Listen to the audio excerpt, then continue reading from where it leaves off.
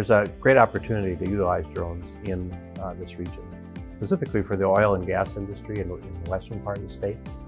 There's a lot of midstream activity. There's oil pipelines. There's the opportunity to inspect wellheads and even some of the water permeation that goes on. We've gotten great support from the state and an interest in trying to monitor these different activities. The real value in drones is the ability to fly lower, fly different types of missions that you can do than with general aviation aircraft. So there's a cost benefit to the operation. So really we're looking for all these different opportunities. And it's been great to get the support of the state and the economic development region here in general. A lot of use cases that we can really tap into, and we expect to do much more of it again in 2020. In building AeroFleet 1 and really coming up with the original business plan was always to build a very large fleet. I would hope someday we can have the largest privately owned fleet in the world of heavy payload, beyond visual line of sight capable drones. I think in doing that, we then create a very large platform to serve many different industries, whether you're carrying sensors or carrying payloads for these different distances. I think building that fleet is what is really important and the opportunity we're really trying to capture with an AeroFleet 1. Sure, the DR-20 was our original model. We commercialized it in Eastern Europe. We've flown a couple thousand hours of flight time with it, and that is really what has allowed us to prove the concept of using a large gas-powered fixed-wing UAV. What we also realized, though, is that we really need to go bigger. So now we've started to work with our new models, and these larger fixed-wing models will allow us to go further and carry heavier payloads. And the engines are more powerful, the propellers provide more thrust, things like that. So we started with the DR-20, but the future models and the ones that we're producing now are much more relevant to the industries we're trying to pursue in beyond visual line of sight.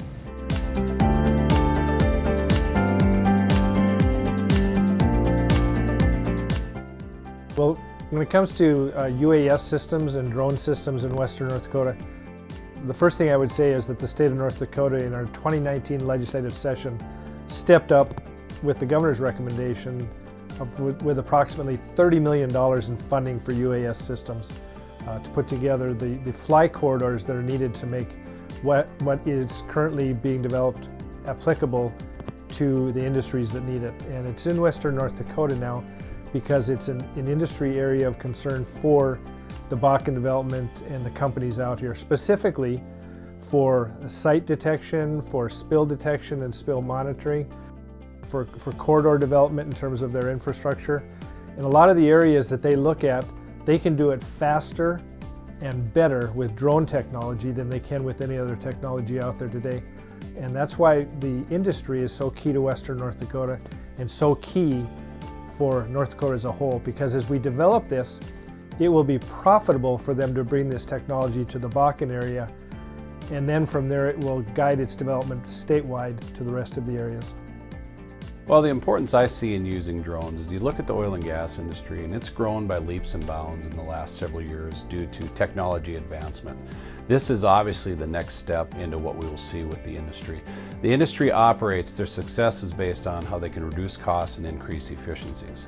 So when they're able to use, again, the new technology, when we talk about drones or unmanned aerial, when they can use that to monitor their systems, it helps them reduce those costs into that area. You know, my thoughts on the unmanned drones is that it provides an innovative solution and addresses some of the concerns and challenges regardless of industry, whether it's agriculture or oil and gas.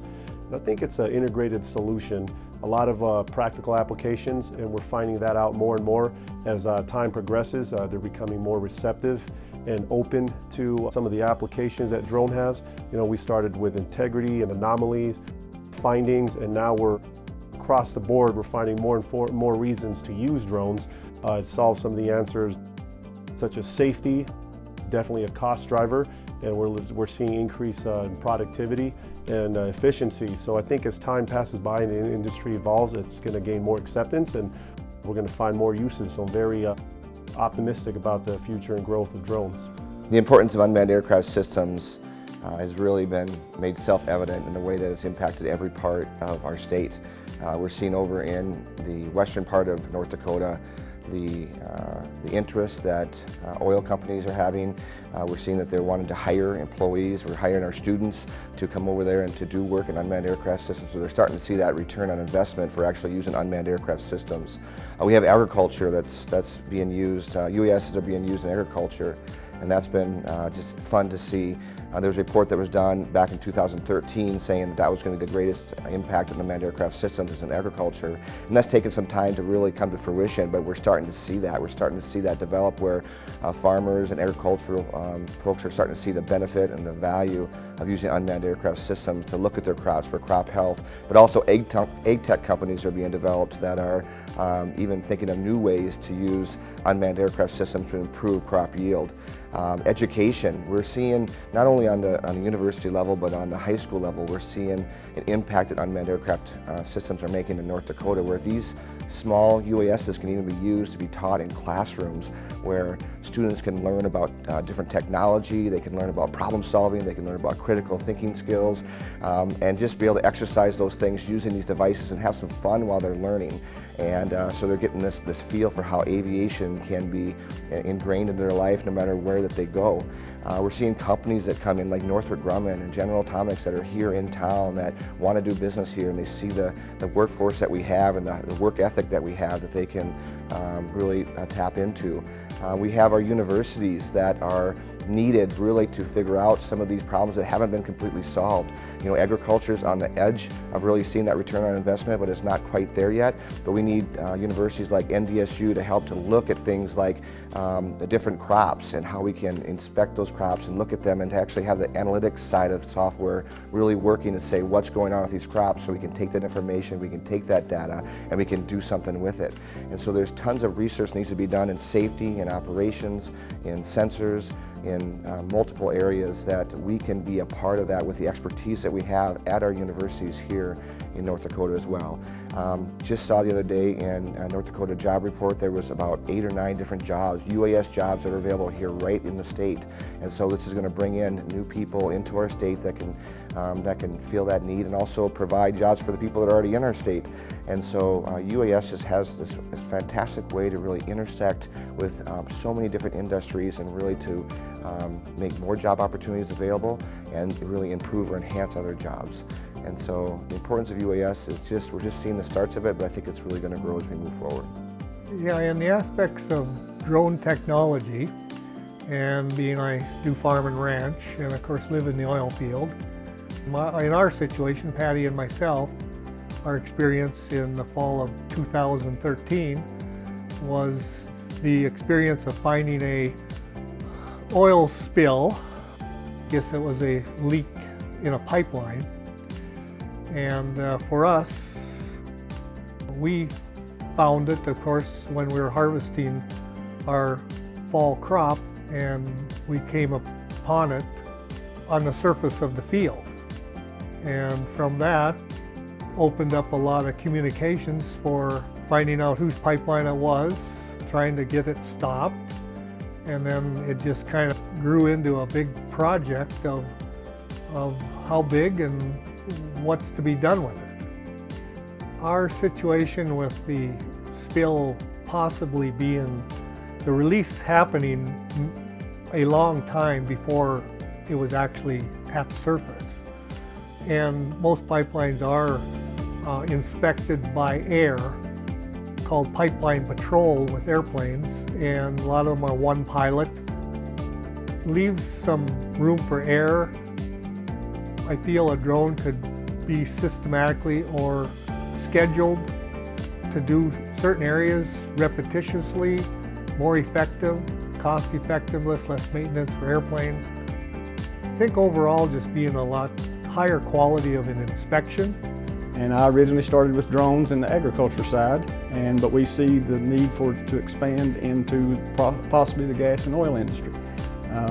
The technology is changing daily, and the safety aspects and the things that we think drones can bring to this industry, I think would be a great asset.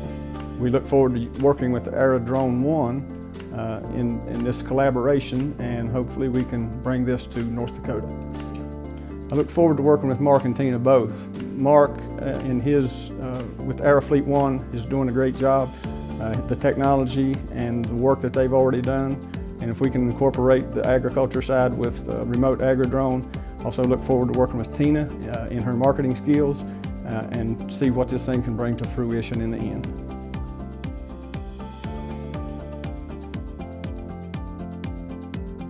I also hear that North Dakota has become a drone center. Tell me about that, sir. Well, over 15 years ago, North Dakota began down a path of becoming a leader in unmanned aerial systems, and through our universities where we have got top aviation schools, one of the best in the nation. We've also then begun leading. And this last year, our legislature worked to pass historic and first in the nation legislation where we're building out the first statewide air traffic control system for unmanned aerial systems.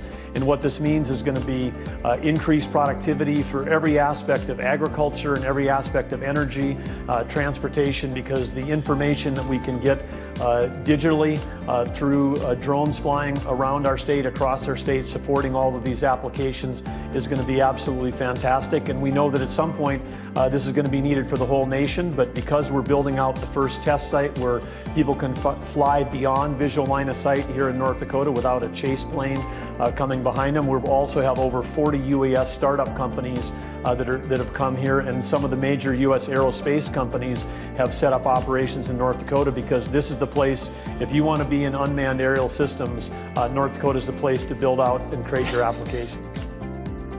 The future of drone use is absolutely in the beyond visual line of sight space. Heavy payloads, the ability to go long distances. These are each very commercially viable applications for the drone industry.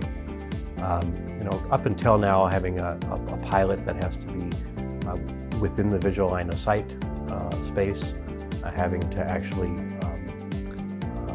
pilot the unit the entire time, it's very limiting for the business case uses that you can use to really build a scalable business out of it. So by having larger, heavier payloads, longer missions through beyond visual line of sight, this is all really speaks to the future of the drone industry and the opportunities for commercialization within the drone industry.